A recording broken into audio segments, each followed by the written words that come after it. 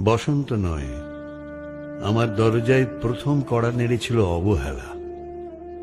ভেবেছিলাম অনেকগুলো বর্ষা শেষে শরতের উষ্ণতা মিশে এলো বুঝি বসন্ত। দরজা খুলে দেখি আমাকে ভালোবেসে এসেছে অবহেলা। মধ্য দুপুরের তীর্যক রোদের মতো অনেকটা নির্লজ্জভাবে আমাকে আলিঙ্গন করে নিয়েছিল অনাকাঙ্ক্ষিত অবহেলা।